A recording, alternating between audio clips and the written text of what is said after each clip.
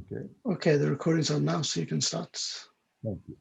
Welcome everybody to our this systems enterprise architecture. Here is I put in the chat the link to the book if anybody needs the book, which is free download. This SEA book. Here is our syllabus. And we are today at chapter 8, Enterprise Architecture Alignment. And we've covered all these things before, and they're all videoed. And do we have any fantastic news about one single video site for everything yet? We could put in the chat. Shiraz? Yeah, I'll fix it and I'll post it to the meetup site. Post to meetup site, okay. Yeah. But in principle, you can either read the book or do the videos to catch up any previous section. And this is, of course, being recorded too. We're going to spend an hour, and then my alarm rings, and then we go to questions and answers. And we use a half an hour for that. So it's we stop on time here. Okay, so going to chapter 8 through all the stuff we've been doing before. As a background, and how far? 4, goodness me, I think I need to get a slider here to go a little faster. And 6, 6, 6, 6, 6, 7, not too far off the risk methods we dealt with last time. And finally, chapter 8. And I think I'm gonna get rid of my, okay. So alignment means alignment of our architecture with what? Well, with the objectives for the project, at the very least, of course, and hopefully with the objectives of critical stakeholders, if we recognize that we should have some responsibility towards those stakeholders, and maybe towards the objectives of the organization. Now, there's a little problem here that I find, which is that the objectives of the project, to start there, they are very rarely stated, clear and quantitative, so that we really can match up against them. But we have talked about that in these lectures, and chapter 10 of this book is detail about what we mean about quantifying the critical stakeholder values. So ideally, we would have quantified the critical stakeholder values, and we would align our architecture with it. And that's what I'm going to talk about. I'm going to assume that we're buying into the whole package here, not just spouting architecture, but making sure we have a good reference point, some project values, meaning project objectives. Some of you might like to call them project requirements, or maybe value requirements, or maybe stakeholder value requirements or objectives. Whatever we call it, they are the future state. They are the degree of improvement that this project is seeking in several dimensions. Could be increased profitability, increased security, increased flexibility, lower technical debt, and that kind of thing. So usually there are many value objectives at once. I often talk about the top 10 as a first prioritization.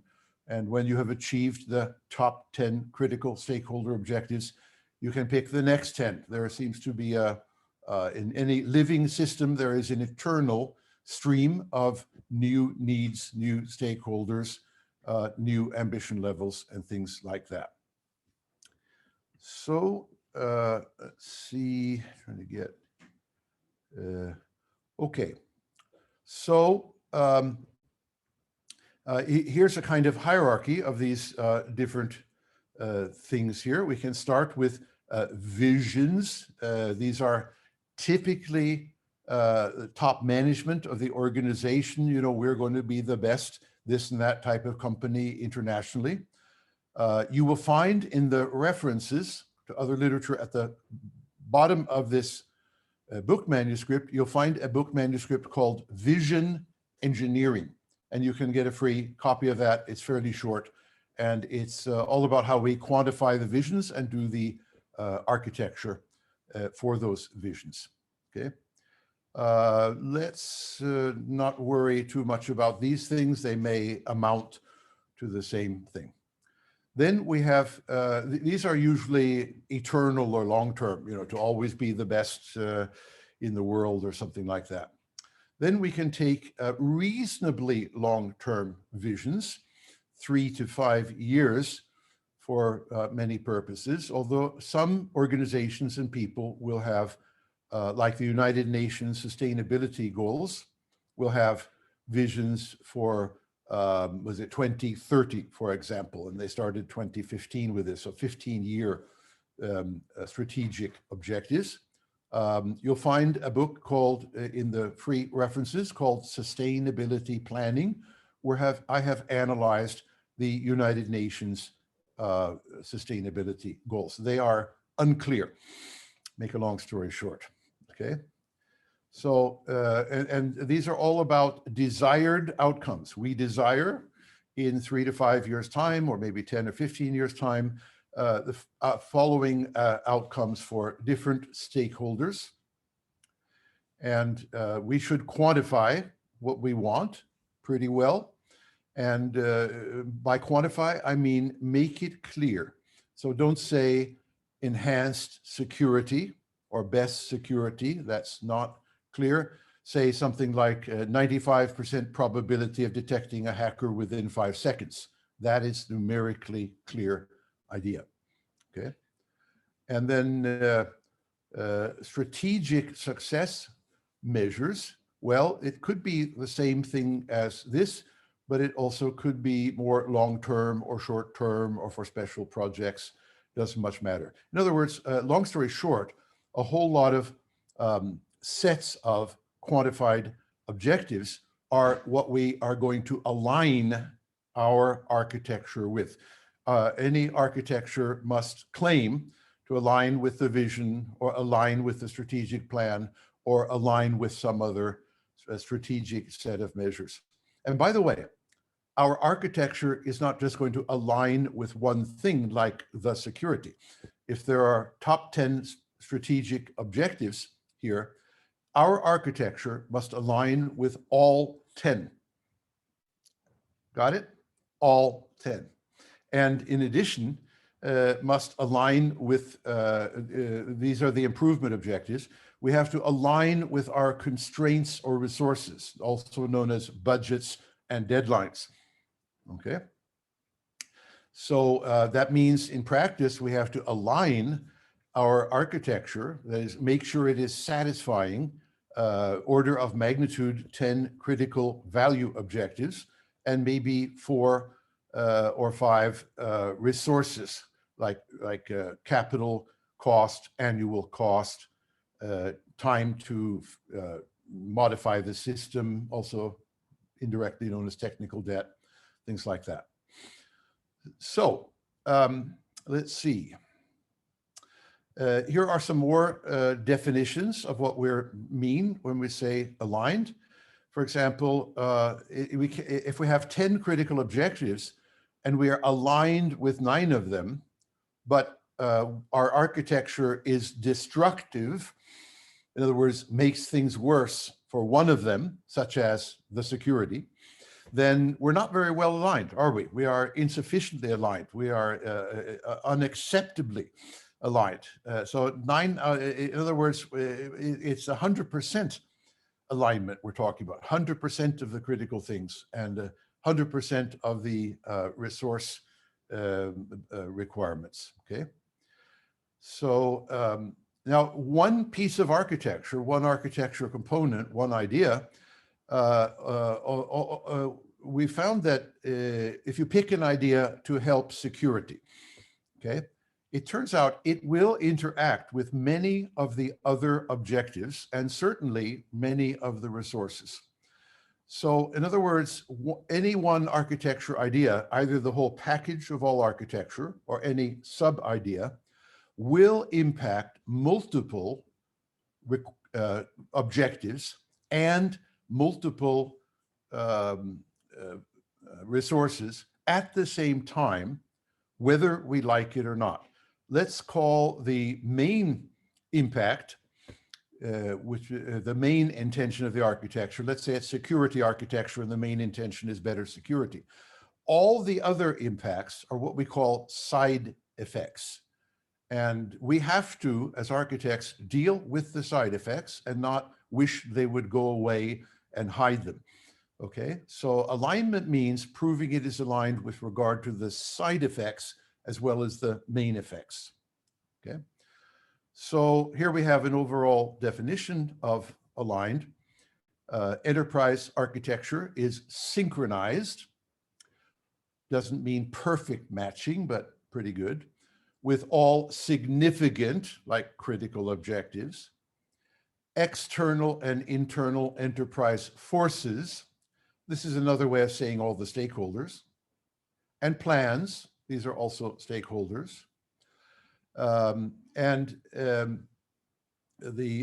plans and the architecture has to be updated, not 5-year-old architecture done by some consultants when the big Axon project started. Precise, we should have at least plus minus 5% accuracy in even thinking about things, but we don't require 0.0005% accuracy. And all kinds of other good things supporting relevant, non-conflicting, transparent, so that the parliament and government can understand what you're doing with the national health system. And future-oriented means that we should be thinking ahead to technologies that are coming downstream, that are getting cheaper, that will last a long time, and not merely instantaneous satisfaction, you know, on the moment of delivery. That's too narrow-minded. So thinking ahead. Not easy, but necessary and desirable. Okay, so as usual, I have a top 10 summary of the basic ideas. I'm calling these rules and policies rather than principles, but I will feed you some of the basic ideas I want to get across here. So number 1 idea here, that all the objectives, visions, value requirements, in other words, future states that our stakeholders want, must be, not can be or shall, you know, would like to be, must absolutely be, unconditionally, no exceptions, unambiguously clear. That means one and only one interpretation for everybody who reads it, and all the interpretations are the same. No misunderstandings. Sounds like a good idea, right? They need to be structured. Now, that's a code word for some idea of structured, but in everything I teach, go to chapter 10 here in detail about the values. I have lots of structures. Structure can, for example, say, we are considering all the environments like war and peace, and all the types of customers like potential customers and real customers. When you start considering those dimensions and those types of things, that's what I call structured. Take a look at chapter 10 in detail to look at structuring of requirements. And quantified, okay? In other words, all future improvements to any system are variables. All variables can be quantified. Now, notice I didn't say measured. We're not there yet. That's what we do in projects later. Our first consideration is clarity and of communication of the idea, and quantification, going from high security to 95% security, is a fantastically powerful device. It's an engineering device. It's a scientific device. It's a good management device. It is not a programmer's device. They don't do much quantification. It's a device for making things clear. Okay, if I say I have a very fast car, you say, well, that sounds very impressive, Tom, but exactly how fast? And they say, well, my Tesla will do 250 kilometers an hour. Oh, that's fast. Okay, so the moment you quantify, you remove a lot of fog, misunderstandings, problems. Quantification of a future state you're looking for is also definition of success. You're defining with a number the point at which you reach a successful level. You can declare victory. You can get paid for what you did, would be a nice idea. Nobody should get paid for working towards a quantified objective until they've reached the quantified objective, in my opinion. Otherwise, they will just keep on working for 10 years on the Axon project and deliver nothing. I'm talking about PwC should get paid in relation to the result on the health system, for example. Anyway, and so this simple idea, you must quantify the critical objectives. That is a condition for correct alignment being possible at all. You can't align to a fuzzy idea. Okay, I hope that's maybe obvious. Now, I have a belief that these digital objectives should be put into spreadsheets and the like with the numbers. And so when the numbers get into things like spreadsheets, I call them digitally intelligible. Okay, simply putting them in Word, well, the number's there and there's a digit there, but it's not the same as a spreadsheet, is it? Okay, the spreadsheet understands the magnitude and can relate it to other things like our achievements. So, I insist that these objectives are digitally intelligible, and that means that we can, to some degree, use apps or AI systems, which I'll show you some examples of, which can automatically align and precisely align things, and it is technically possible to do it if you are digitally intelligible. Moving back one, if you just say, I want better security, there's no hope. Even if you put better security into a spreadsheet, there is no hope. It's not an intelligible idea, right? So putting 95% security into a Word document doesn't really help, unless it's in the Word tables, I should add, which are essentially a spreadsheet, okay? So, but putting the digits into a spreadsheet makes them intelligible for purposes like comparing with the what we think the architecture will do, or comparing with increments of the architecture to see if it's doing it. Okay, and okay, so that's a fundamental rule for me. I always do it that way. Nothing else is good enough for serious purposes like building a Norwegian national health system. So I believe that all the objectives should contain all information we know about their relationships to everything currently known, like stakeholders, strategies. By the way, strategies is a synonym for architectures.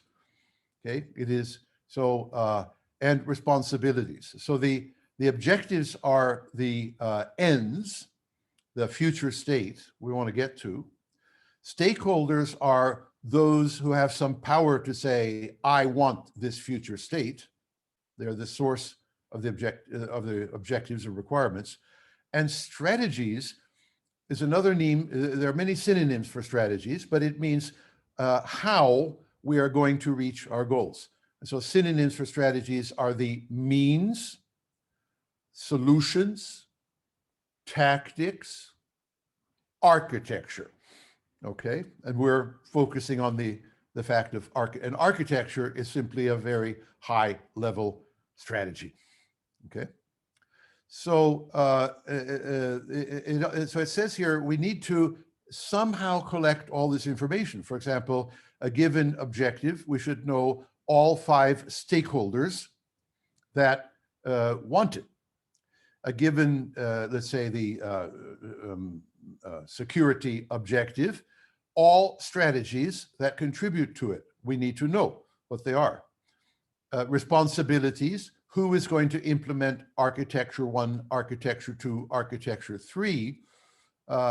We need to tie that in the first instance to the strategy, and then indirectly strategy to objective. Okay, so we need to capture the set of information that enables us to manage the architecture and the project. And I add here, because that links will be digital. Now, we can create URLs and links even in Word and things like that.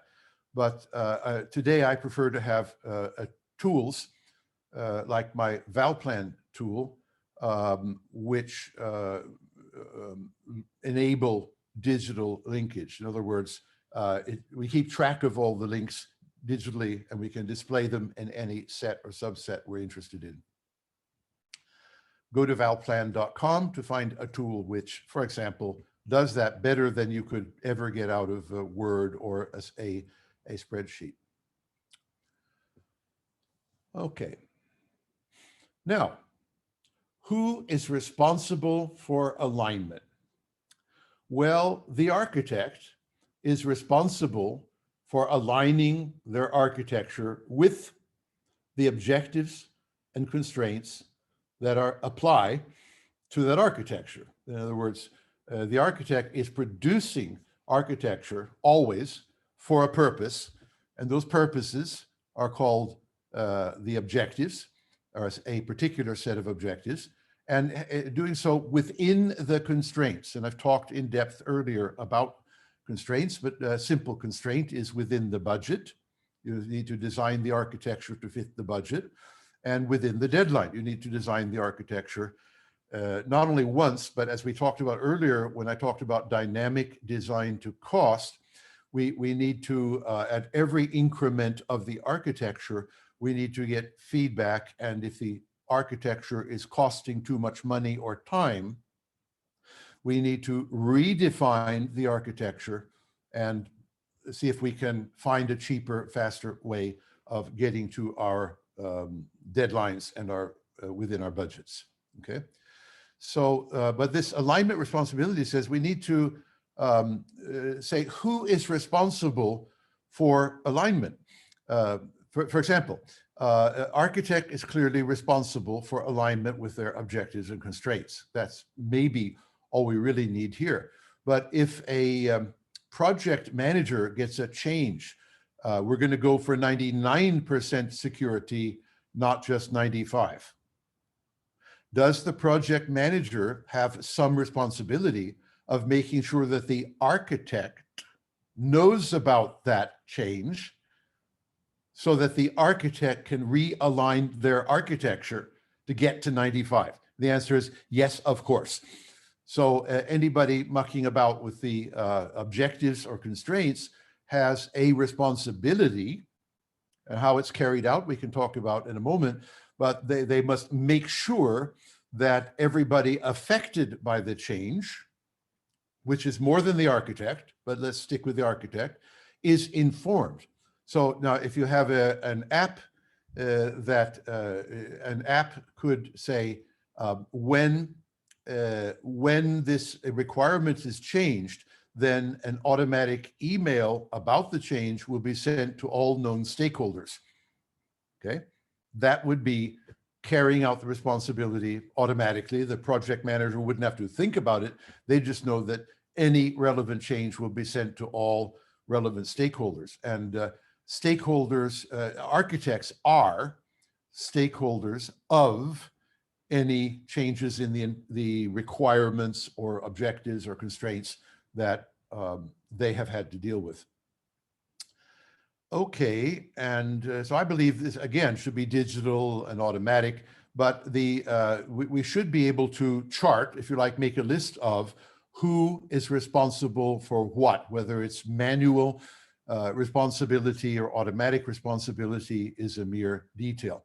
But the major idea here is our organization has a clear relationship to the idea of responsibility for change. And then we have this narrow interest right here and now of architecture. So any changes which impact architecture, who is responsible? And sometimes the architect will be in the picture there, but often it's other entities.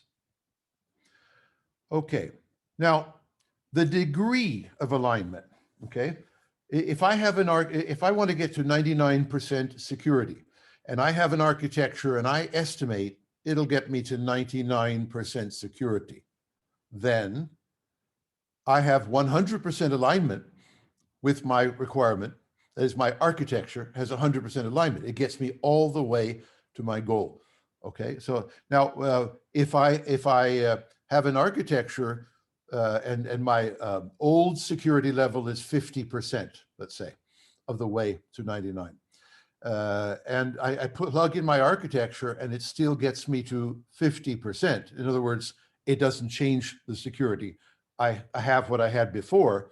Then I would say my architecture has 0% capability of aligning with the new requirement to get to 99%. Okay, so I use these concepts. 0% means doesn't do anything, and 100% means the architecture aligns perfectly, sufficiently with whatever numeric objective. And by the way, it's not a matter of the architecture will get us to 99% sometime in the infinite future. If I have a deadline at the end of this year, I need 99%. Then when I look at my architecture, I not only ask, will it get me to 99% sometime, but I say, will it get me to 99% this year, by the end of this year, by my deadline? So actually two conditions for getting to 100%. It is, can you do it at all? And can you do it on time? Okay. To be able to do something in infinite time, if you think about it, is not particularly interesting architecture. Okay, so I believe we need some tables, and these I call impact estimation tables. That is section 11 or chapter 11 of this book in detail.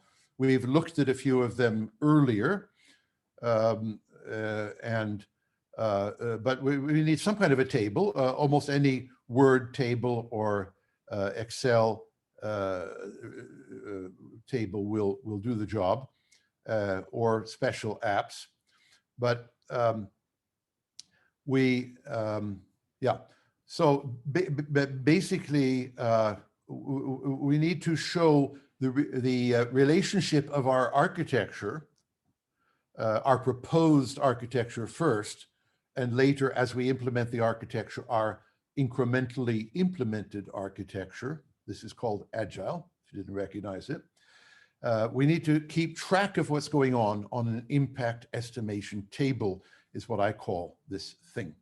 Okay, details of that, again, we've shown them previously, so it shouldn't be totally unfamiliar. And chapter 11 has excruciating detail on impact estimation tables. Okay. Now, rule number 6. And I've already hinted at this, so I'm just making it very explicit. The architect has a responsibility that we don't just look at one dimension, like our relationship of our architecture with one value, example, user friendliness, okay? But it will always be with relation to all critical objectives. We call that the multiple objectives. There's a old thing in economics called multi-dimensional thinking, multi-dimensional decision-making. That's what we're talking about here. And costs, plural, time, people, money, short-term, long-term, all that kind of stuff, okay? And so in other words, the side effects of our architecture, so that means everything except the main thing. So if we architected for usability, then everything else is by definition a side effect. And what you'll find is side effects are non-trivial. And one side effect can be completely destructive and destroy the whole project. And engineers know this. So there is an engineering culture, and I am teaching an engineering culture to consciously examine and look for the side effects. Okay, so the table gives us a place to look at the side effects. Number 7. Okay, on this table, there are 2 major things we want to look at. The theory or hypothesis, which we can also call the planned, the architect has planned, estimated, the architect has estimated a certain degree of power for the architecture alignment. And then finally, as we go into agile incremental delivery, we plug in some sub-architectures, and we measure in the sprint or immediately thereafter the actual alignment. In other words, what really happens, to what degree are we really moving towards our target, okay? So these are the 2 major kinds of alignment. Let's call them theoretical and real or practical, okay? Number 8, okay? The alignment has to consider internally in our company, in the health department, at the hospital, in other words, locally, the alignment, that's the primary thing. But the stakeholder world is always much larger. There may be 50 to 100 stakeholders that are outside of our hospital or our electricity system. And so we need to understand the alignment with the external world of stakeholders, okay? And that's call it, initially it's systems analysis, analyzing how our architecture ideas align with external forces. And again, if you don't do that, what you're going to find is it works perfectly well locally, but and I'll take an example that I've used often, and I'll use it again. In the Smittestop, the COVID tracing app in Norway, there was an external stakeholder called the GDPR laws from the European Union, second stakeholder, respected and signed off by the Norwegian government, right? So here we have 3 external stakeholders, and the initial plans at Simula to build this app declined to deal with this, shoved it aside, okay? Result, total failure of the project, okay? And in fact, so that, in other words, the government agreed that they had to follow the EU laws, and one of them was GDPR, and that applied to the Smittestop. So a complete restart, okay? So that's the kind of, in other words, not looking at the external stakeholders is arrogant and doomed to failure, pride before the fall, okay? And we every failure of every project you've ever seen, somebody hasn't analyzed the external world of stakeholders well enough, hasn't done anything about it, but they rear their ugly heads, whether you like it or not, and they have the power to cancel your project. When will we ever learn? Okay. So who is responsible for all these mechanisms I'm suggesting? And we can start with the person who's responsible for everything, the CEO, okay? And then, of course, the chief technical officer will probably really get the job of making sure that the architecture mechanisms are done properly. And who knows, maybe we have a chief architectural officer or something like that, okay? but anyway, it is the executive, and if the CEO doesn't do the job, we can say the CEO of Simula didn't do his or her job, then the board of directors needs to remind them what their job is, if necessary, by getting rid of them and replacing them with somebody who does understand responsibility. That's how that's supposed to work. And if that doesn't work, the government maybe needs to find a new board of directors until somebody finally gets the message about taking proper responsibility. Okay. I also believe I've talked, we had a whole, I think it was chapter 2 just from memory, but I talked about a thing called architectural efficiency, right? So I believe that you always have lots and lots of different architectural options. If you don't, you're not much of an architect. If you can't think of any options or only one, you need some more education or access to information about additional options. But generally speaking, in any architectural situation for competent architects, there are many possible options. Some are more powerful, some are more costly or less costly, but some of them have a wonderful return on investment or value in delivering to our values with respect to consuming our limited budgeted deadlined resources, right? And so this is a definition of architecture meeting enterprise objectives better. In other words, more effective and less costly, also called cost effectiveness. Okay. Now, here is a symbolic impact estimation table. So you've seen a few of these, but let me just remind everybody of the structure. Here is, and there's a source of this, forget, doesn't matter, future potentially first.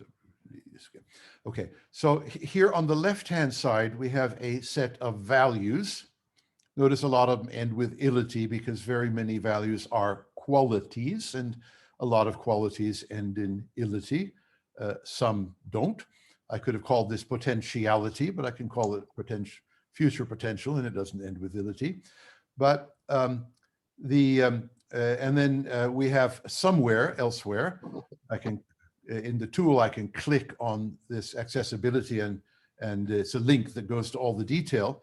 But there is a scale of measure defined, and on that scale of measure is the current status. This is the not just the beginning of the project. This is after every sprint, there's a new status. So this is keeping things updated. If we want to fix it in time, like when the project begun, we use the term past. Again, details of these things are in chapter 10. And anyway, we wish to get the bad accessibility level 7 down to 1, 7 times better. And and in this particular mocked up example, I quantified 2 of them and I didn't, that's why it's 0 here. I didn't really pin down exactly the meaning of these, but there are plenty of examples of doing that elsewhere. Now on this axis, we have the architecture. So the entire set of these are the entire set of known architecture. And you can have any number of these from 1, you can't really have 0, and to 100. In practice, we'll probably take the architecture and divide it very roughly into 10 major sub-architectures. And then in a very large system, we may take any one of the sub-architectures and divide it again by about 10. And that's quite normal. I do that all the time. And there are several in the decomposition chapter here. You'd find examples of doing that. So, okay, so here we have the means, and here we have the ends. And down below here, out of sight, are the resources. We're not going to look at them now. Now, as we start with this table, we get a little question mark, which is declaring this to be a known unknown. That means I know that coaching as an architecture has got no rating whatsoever with regard to how good it is for helping me in the accessibility to move from 7 to my target 1. I have, however, analyzed the strategy or architecture analysis. And again, this is mocked up, so no reason to take it seriously. But, and I've said it'll be -6. In other words, 7 -6 is 1. Now, notice that gets us to our target. So another interpretation of the impact is -6 along this scale of measure, which is days to do something or other, days to get things accessed, is that I have achieved 100% of my target. I'm down to 1. Okay, so there are two different notions here, and they each have their uses. This is what we call the real number, the number of days I'm going to reduce. And this is sort of for project management purposes. This says architecture complete. And if it was the real number you were measuring and you got down to 1, then delivery to this value is complete. In other words, it's at 1.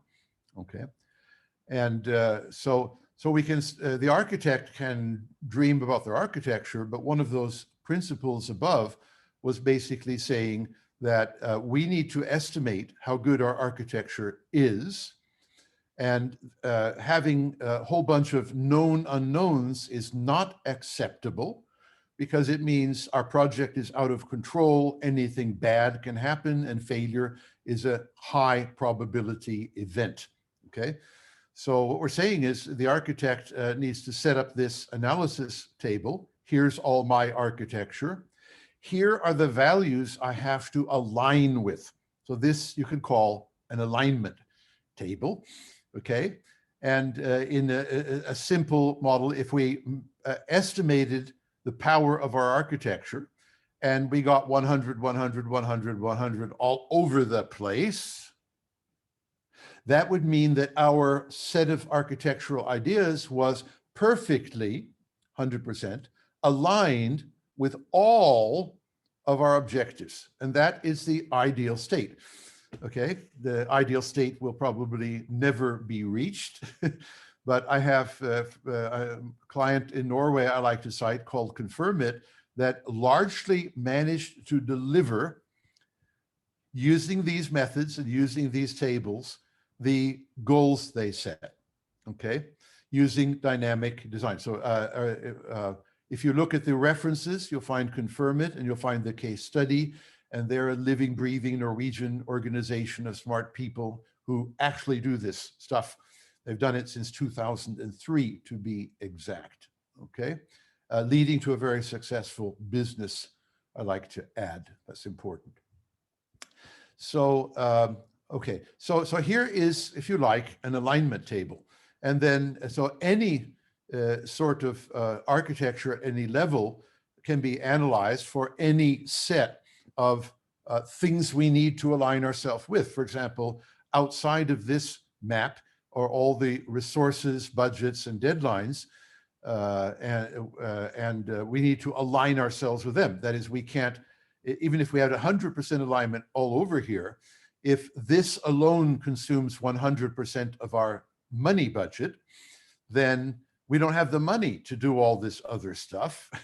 And, you know, therefore, these will not be able to use these architectures to align ourselves with everything else here. Okay, so we have to align ourselves with values as well as align ourselves with the scarce and limited resources.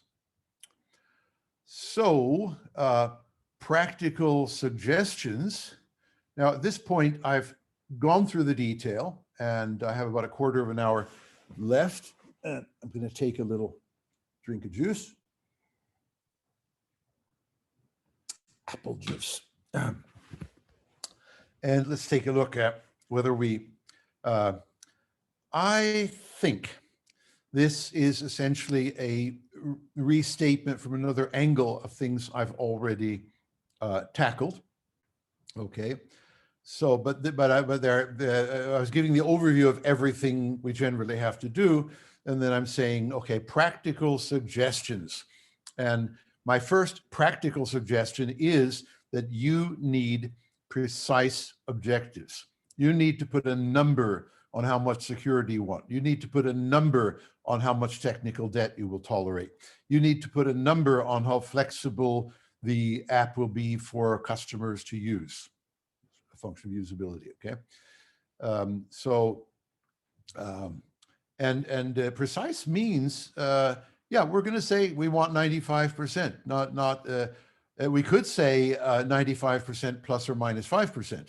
In other words, we will be happy with a range of 90 to 100.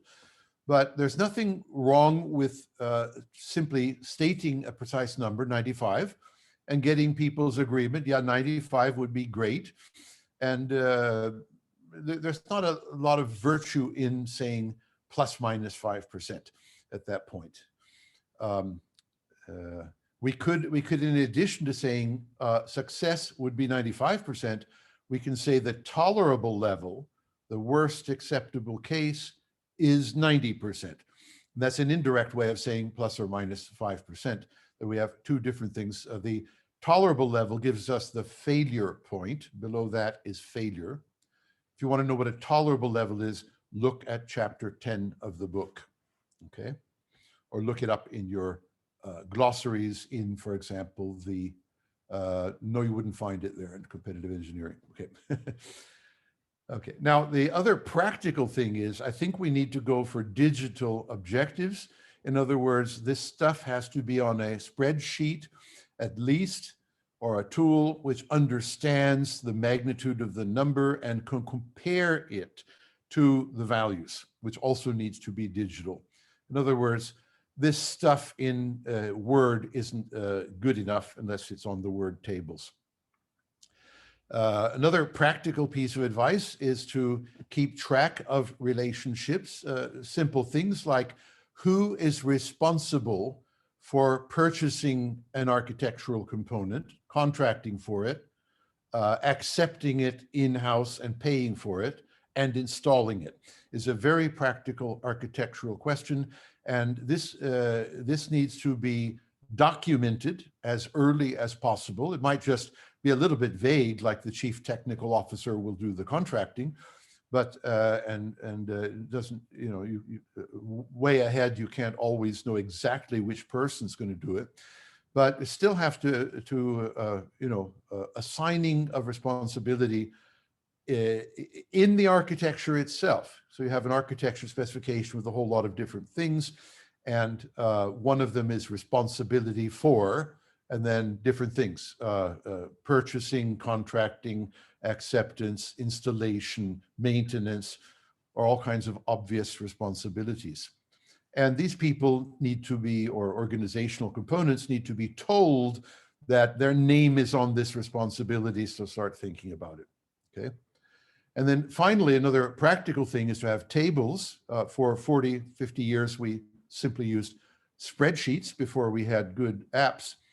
Where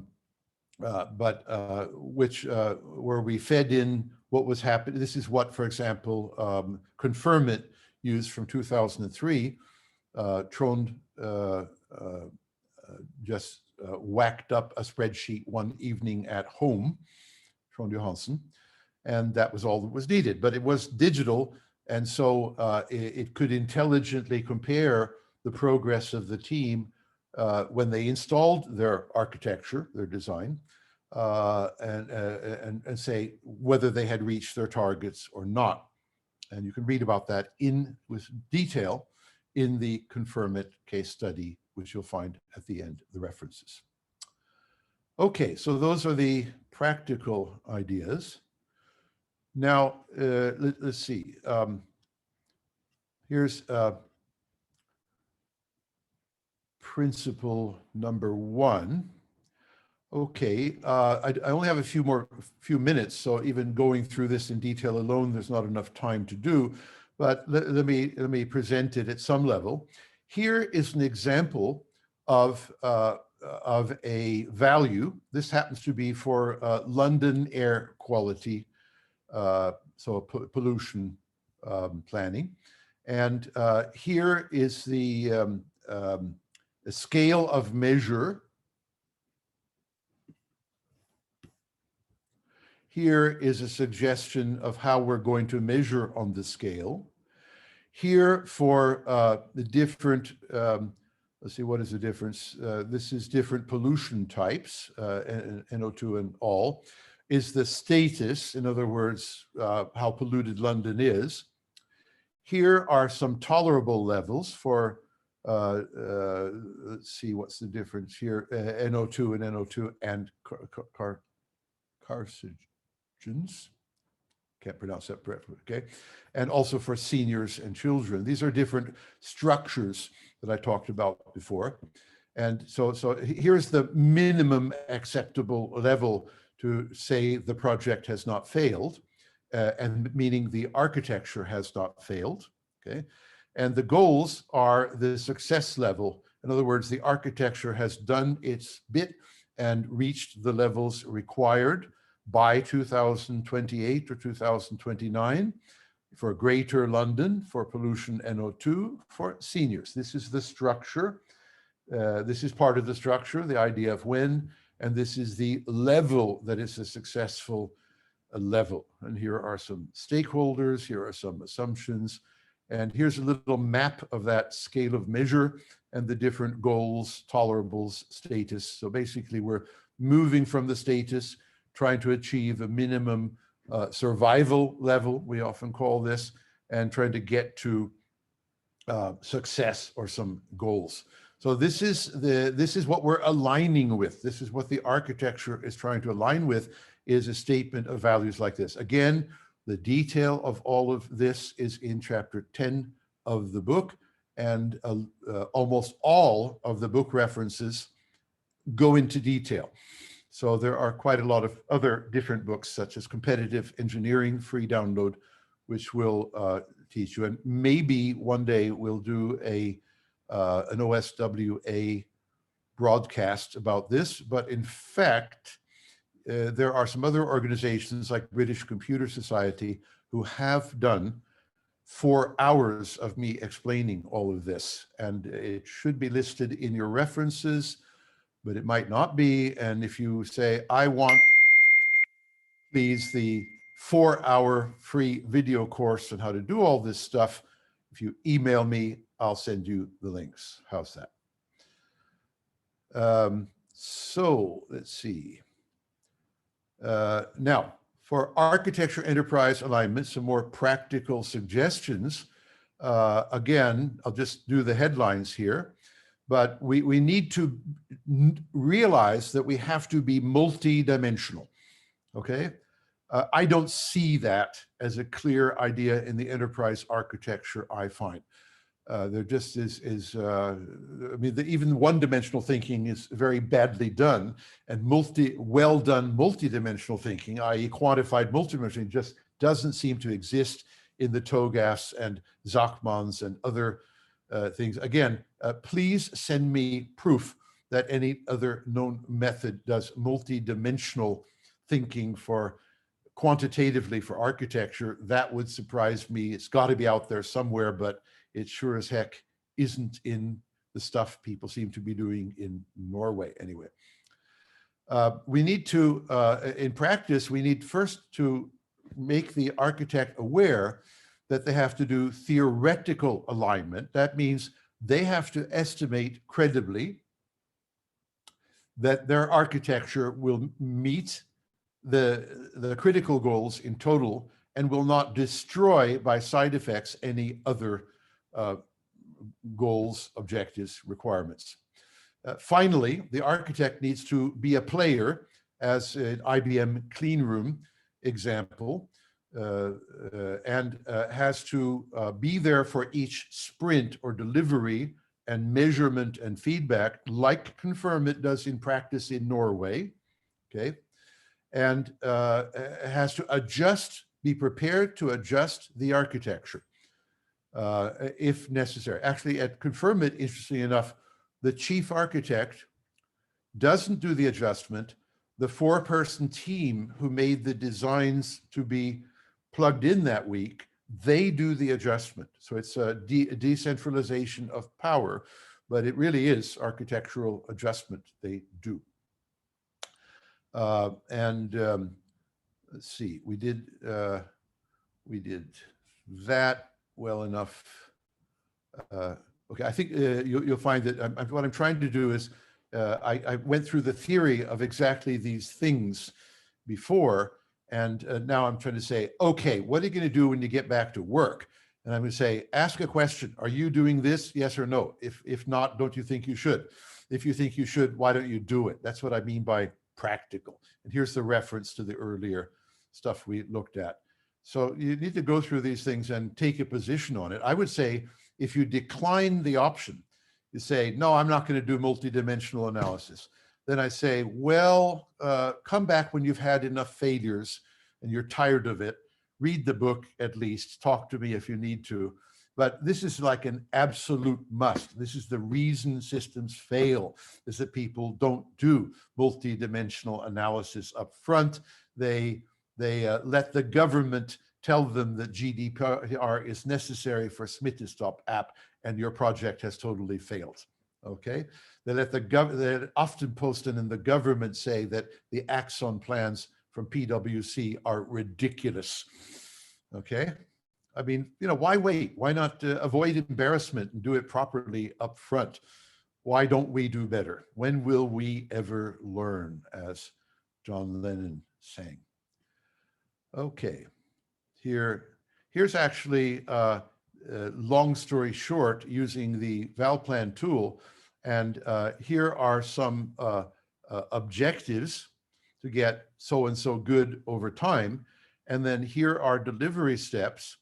And we can see from these delivery steps that extrapolating, we won't reach this level by this time. Okay, so we're on a failure path. And at this point, the architect should get in there and say, I need to get something so dramatic that it goes, woo, up there. Got it? So this is that feedback mechanism. You'll see the same feedback mechanism in the confirm it examples. It's not done graphically, but it's done on a spreadsheet. Okay. Okay, so that's it. Unfortunately, that's it because I have less than 1 minute left. So I have lectured about alignment, talked about all kinds of different alignment with different things by different people, but I've talked about multi-dimensional and numeric alignment above all. So let's call it engineering, systems engineering environment. When I say systems, I'm talking about all these multiple dimensions.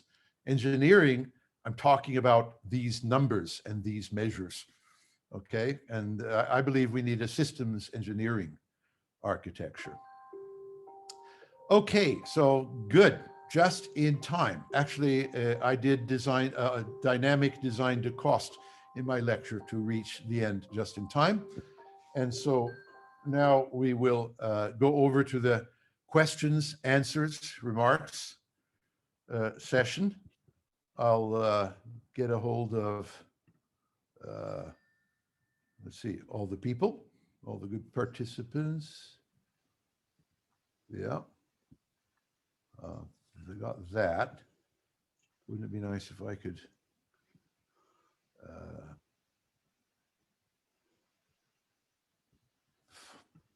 oh, there it is. So many panels. Okay, I can now see you all. I did get one person who's actually here, but she'll remain anonymous. I got a really good question in the email today, and I replied to it today. And it was a very tricky question. The answer was, it couldn't be answered without more information. And it was, you know, how do you decompose a project that seems to be not decomposable in terms of delivering value? So I did my best to answer it, but it would take more than just one email and more information to answer it, but it's a tricky question. But it was the one we discussed when I did the decomposition chapter anyway. So that's how shy Norwegians do it. They write me email. But okay, so anybody like to ask a question or make a remark? And failing that, again, there's my email, and write your questions by email anytime. Very happy to talk to you. Okay, so I'm going to shut up and listen. Okay, thanks, Tom. See, if nobody else has a question, maybe I can start. You said at the beginning why you had to align with, was it all 10 objectives or all 10? Yes, I mean, Yeah, yes, all 10 objectives. 10 objectives, or all objectives. If you have 15, you have to align with 15. You have to align with all. You cannot have a critical objective and not also try to align with it, because that critical objective will kill your whole project. Think of legality, international legality as Smittestop. You know, they didn't align with it. They did everything else fantastic, I'm sure, but they didn't align with it. Total failure resulted. So it's alignment with all critical objectives. Yeah, and I like the number 10 as a first prioritization. But there never are just 10 objectives for anything. There always are an eternal supply of objectives, no matter what you crack. Yeah, but this is the critical objectives you're talking about. Yes, not, I am. Not all, yeah. By the way, critical means if you fail to reach them, your project will probably totally fail. So by definition, if you forget one of them, you probably won't architect for it. And your architecture won't work for it accidentally, and therefore you will probably fail. Yeah, that's it. Okay. Yeah, I hadn't answered it. Let's see, does anybody else have a question? I saw. It's in continuation. New Delhi, yeah. Yep. Hello, Tom. My question is in continuation with the previous question. The initial alignment that we are doing is related to the critical stakeholder objectives that we have. Yes, from an architectural, by the way, initial, depends on who you are. If we are the architect, then the initial alignment is to the architectural objectives, okay, which could be project objectives. They could be any level of objective that the architect is working with. Now, when the critical objectives were stated for the project, they need to align their objectives with higher level objectives. Let's call them the organizational objectives, right? So but this is not an architectural problem as such, so we're not going to discuss it here. But anybody setting objectives has to align their objectives with higher levels of objectives. Okay, so but forget that. The architect presumably can identify a set of objectives and constraints they are responsible for. And so every time they suggest a total set of architecture, they have the responsibility of analyzing that architecture with, for example, an impact estimation table to see that it largely meets with those objectives. By the way, in my method, I call Startup Planning Week, we use one day, Wednesday, the third day, to do this rough alignment. So just to remind you, you can look this up in the literature, Startup Planning Week, but Monday, for even very large projects, I give an example from the US Department of Defense to show sufficiently large and complex. Monday, we brainstormed and detailed with numbers the top 10 critical objectives for the Department of Defense project. Tuesday, we did the architecture. The top 10 architectural ideas were laid out. And the theory was these top 10 architectural ideas will be sufficient to meet our top 10 architectural goals.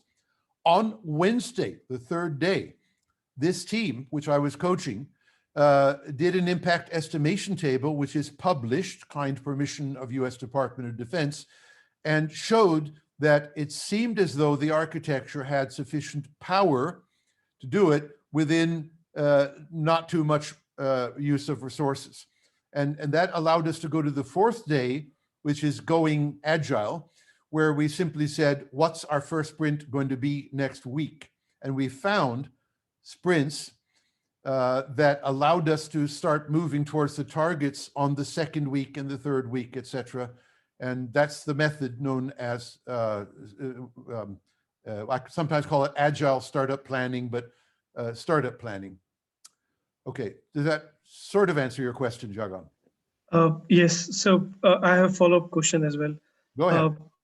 Yeah, so Tom, this is related to the decomposition chapter related to.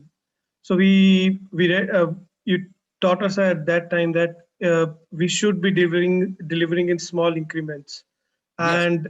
and for that we were using one strategy as a decomposition of the architectural design. Yes. So when we are decomposing it, 10 or 15 of critical stakeholders value, are we only doing the impact analysis of the before the decomposition or after the decomposition? If we are analyzing impact analysis after the decomposition, so isn't it large number of architecture that we are considering? So isn't become high dimension? Now, if you go back to the decomposition chapter in the book, you will find some examples of doing exactly that. First, there is a high-level table, which takes the top 10 architectural ideas, and then one of those ideas has been decomposed to D1, D2, D3. When you see the D2, D2, 1, D3, that's my second level decomposition. And there is a separate table for analyzing the decomposition itself. Does that sort of answer your question? Yes, so two-level decomposition analysis. And two levels of impact estimation tables. Okay. Again, the advantage of doing that is that when you're at second level of decomposition, you're roughly at 100 architectural components, right? 10 by 10. And so you're at the level of the size, which I like to have sprints, is what I call 2%, but I could just as well say 1%. That's a good size. The reason that's a good size is that if you screw it up, you've only lost 1%, but you've gained information. This won't work when scaled up. Okay, so and you don't have to do 100 estimations because you don't have. You can just decompose the most cost-effective high-level architecture. You can decompose that. And so you get D1, D2, D3 for the high level one. And then you find that D3 is the most cost-effective part of the high level architecture. And D3 is what you're going to do on the first sprint. Okay. And that can be done same day. We do it all the time on same day on courses. Okay. So it's quick to do, but it does give you strong guidance as to the smartest thing to do agile, step by step in sprints, to get high cost effectiveness as you accumulate your effectiveness and use your resources. Okay. It's all in the book. I wonder why everybody's so shy. I'm not seeing any real pictures except, there we go. There's a Shiraz and me setting a good example. I wouldn't mind seeing your faces. Are you all, We've had home office for like 10 months now. So home office 10 months. Hi, Morten. Hi, Ida. Yeah, I mean, you know, I think it's just polite to show your face, but I'll tolerate not showing it. I can ask you a question, Tom. Yes. All right. You're talking quite a lot about quantification, and I think that's a challenge. And probably it's not architecture problem, but more of a project. But how would you actually quantify, for example, usability? That's not too easy, I guess. No, that's the easiest thing in the world. Okay.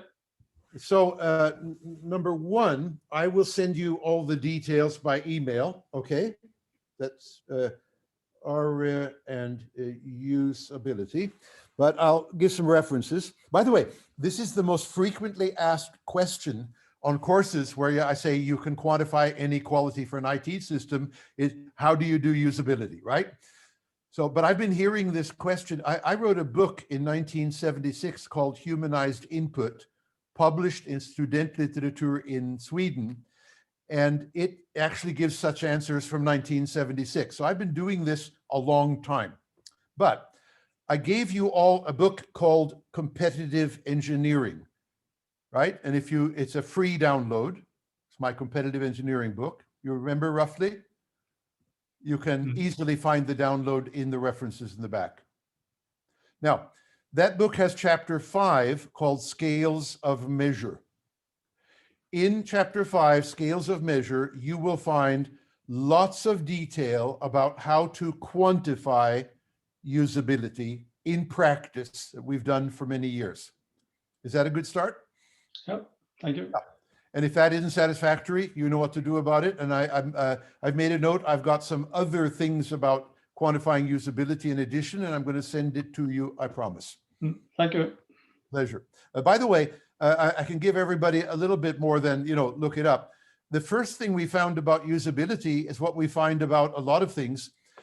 You need to decompose usability into between 5 and 10 different types of usability. And if you go to the Confirm It example I've been talking about, right? They had usability as a major thing they had to do, and they decomposed usability into about 10 different types of usability. And they quantified each one of those 10, and you can see it in the documentation you can download later this evening. Okay, so go and look at how Confirm It quantified usability in practice for themselves. But they used these things in my book, for example, that I'm referring to as a template. Okay, so if you also Google Tom Gilbin usability, you will find my writings on the subject. Everybody, okay? But so the first trick was you have to know that you have to decompose it. There is no one simple scale of measure, okay? And once you know that trick, which is known as Cartesian decomposition, it's what I learned at Voorbereidende Prøver at University of Oslo. René Descartes, decompose complex problems, okay? Then it's much easier to put a scale of measure on each one of these because they are simpler and more direct to measure. One measure for the whole 10 different things at once is pretty tricky business. You basically can't do it without decomposition. Does that give you enough answer for the moment, Arya? Thanks a lot.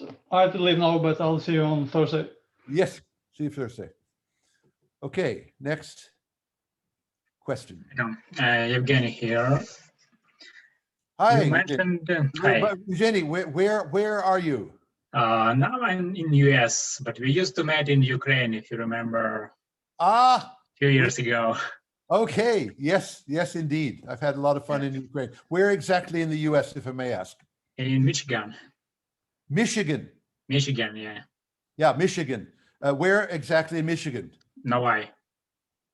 It's Detroit metro area, Novi. Detroit.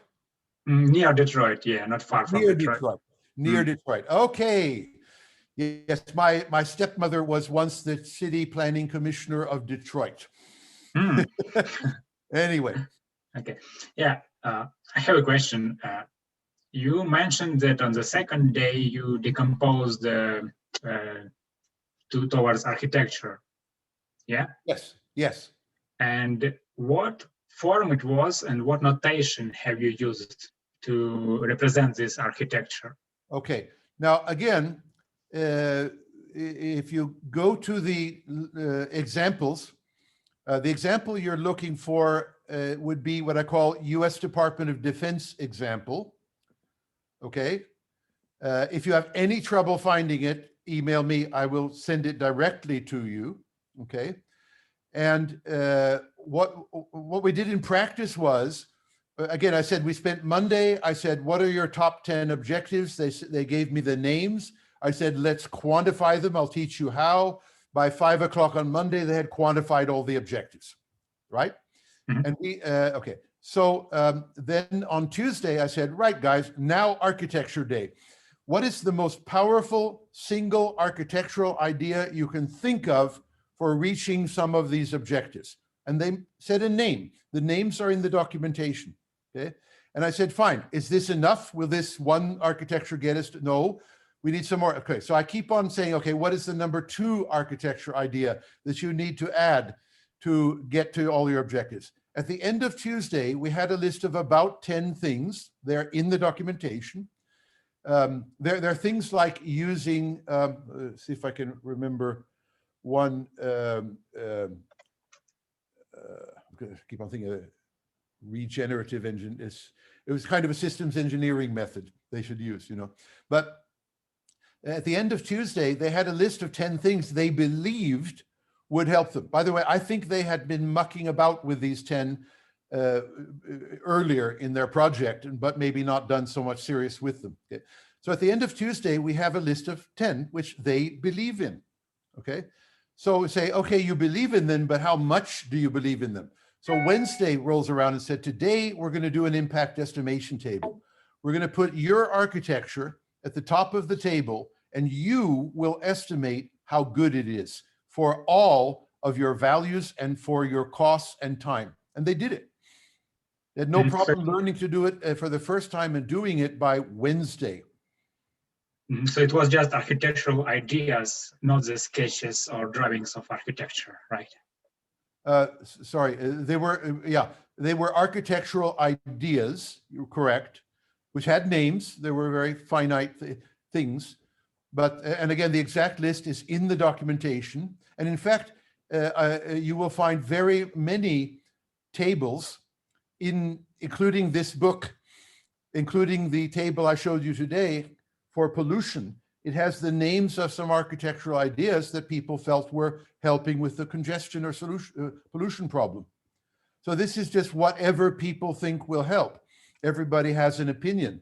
What I do is I say, now you must make sure that your opinion is aligned with your requirements. And we use the table to test alignment. And it's a one-day job to see that alignment is pretty good. So let's get out of our theoretical planning. Let's not do like in Norway, PwC used 8 years to pre-plan a medical system. Okay, that's ridiculous. Okay, after the second week on my large projects, we start delivering some real value to real customers, getting real feedback. Yeah, I see. So that's really the problem of life cycles, so that it takes a long time usually to design requirements, architecture, and you have this approach which has its ideas first and then quick implementation on the second week already.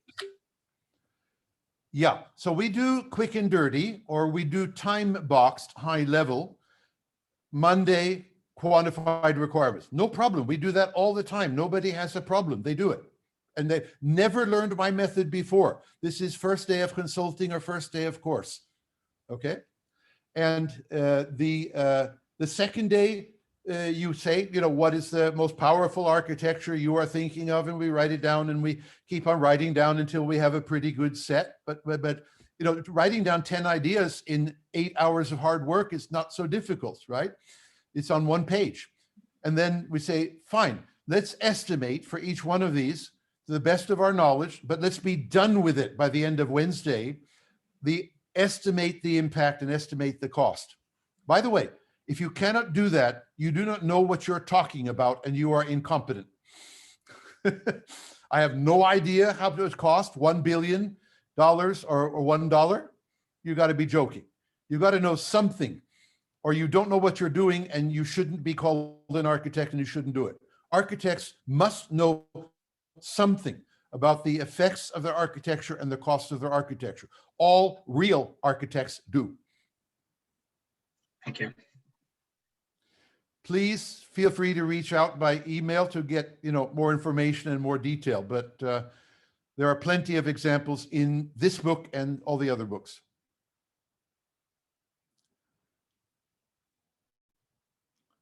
So we have 9 more minutes, and happy to take more questions or remarks or anything.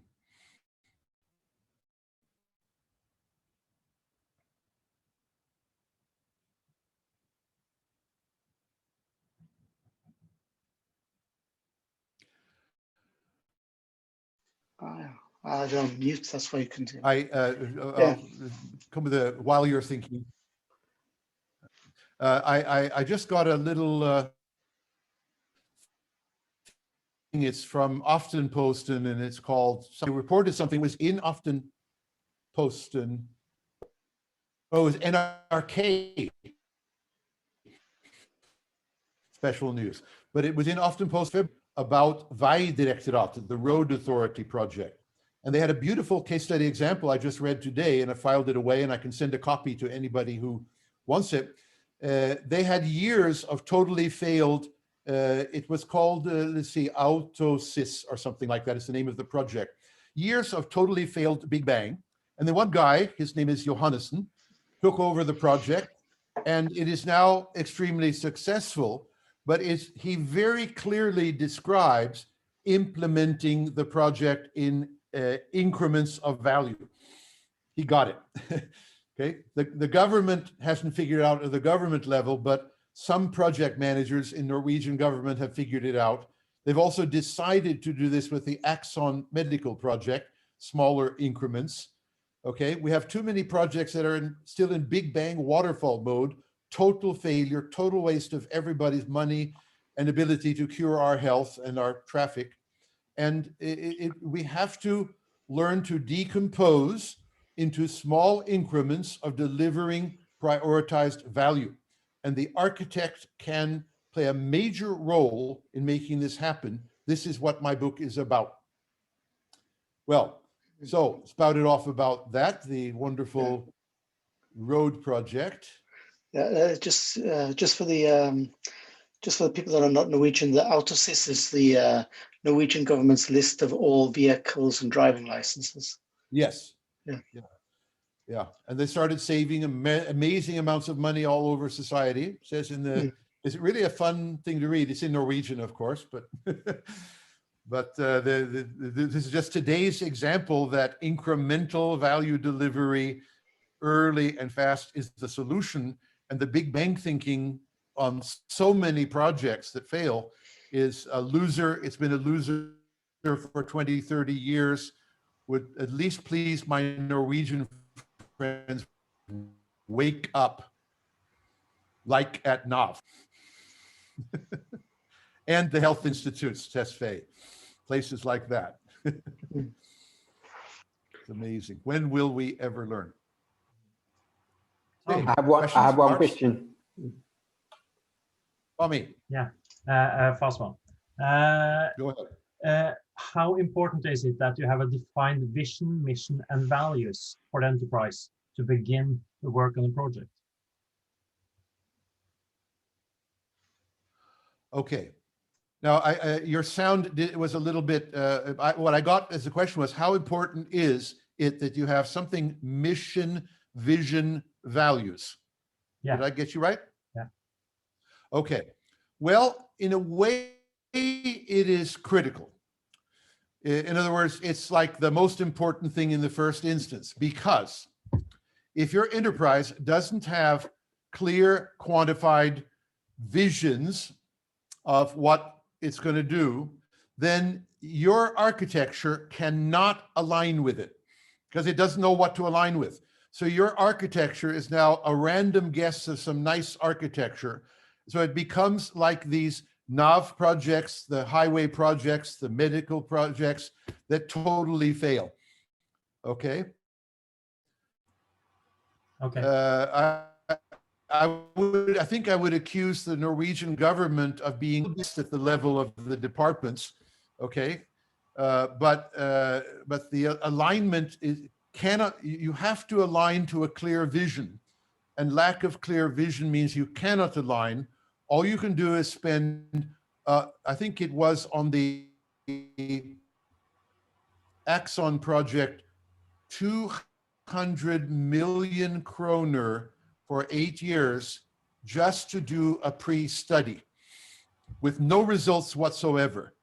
That's what happens when there is no clear vision and no clear idea that for every million you spend, you should be producing a visible result. That would be my Guild's law for Norway.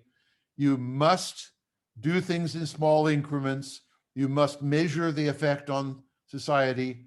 and you get more money only if you have proven you can deliver value.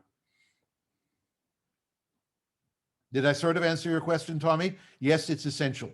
And no, we are not very good at it. Thank you.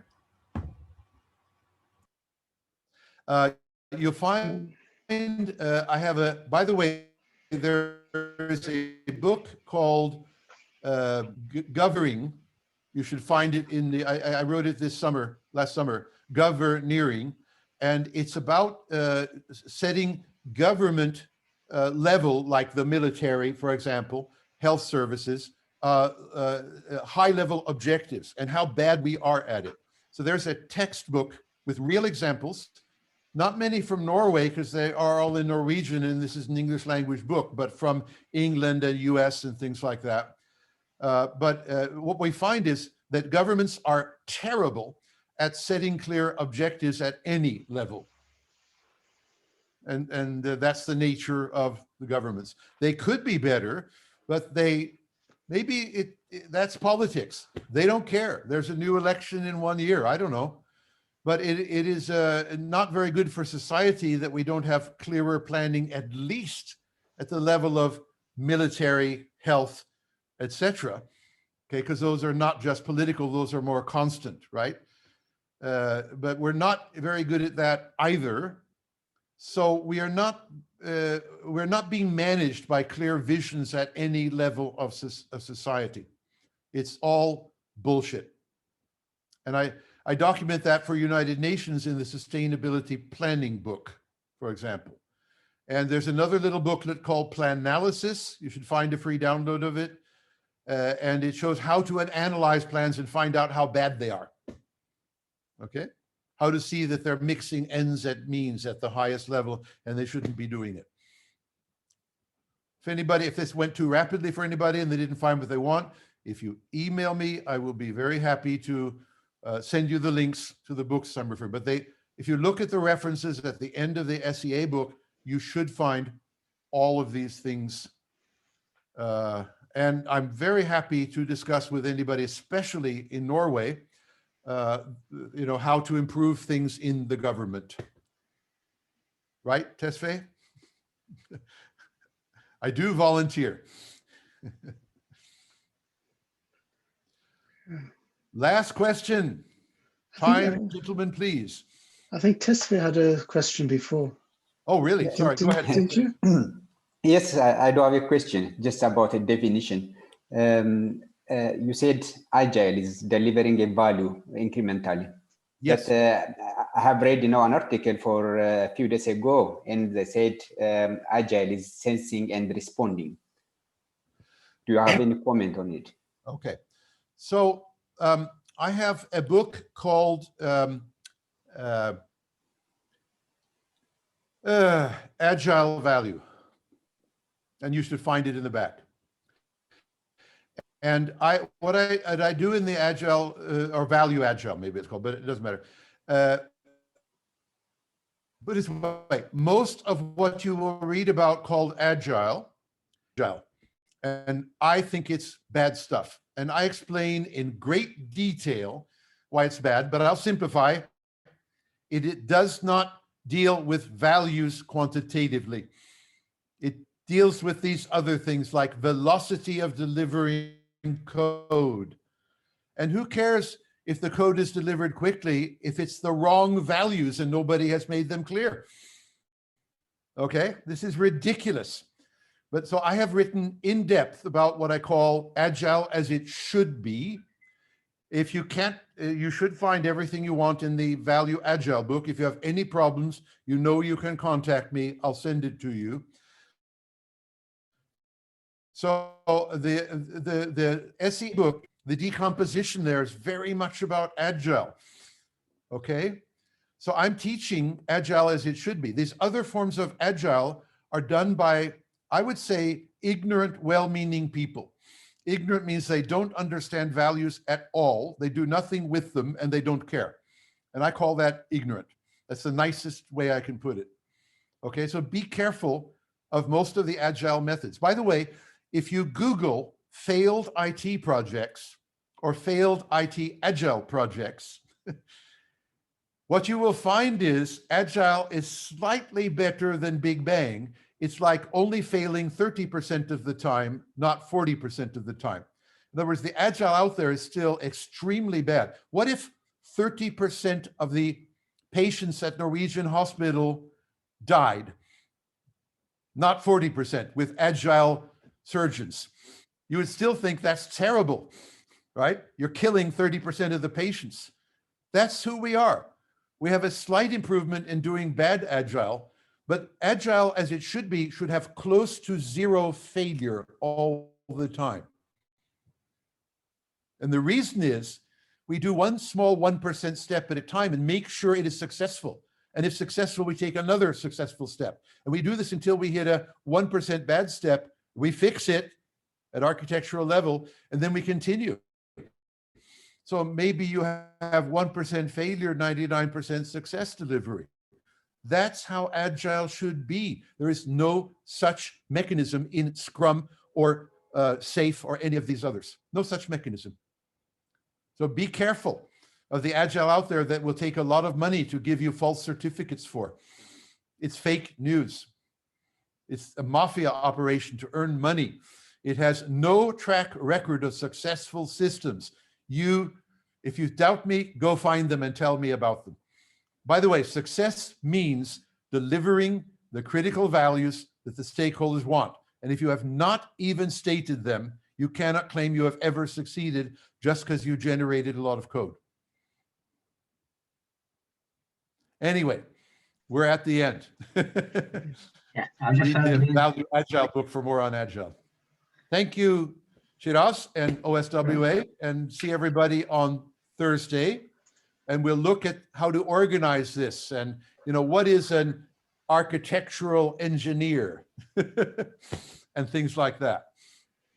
You can read ahead, of course, chapter 9. Thank you. Yeah, thanks. So we'll see everybody next Thursday. Okay. Bye-bye. Bye-bye. Okay, bye. Thank you, Tom. Bye.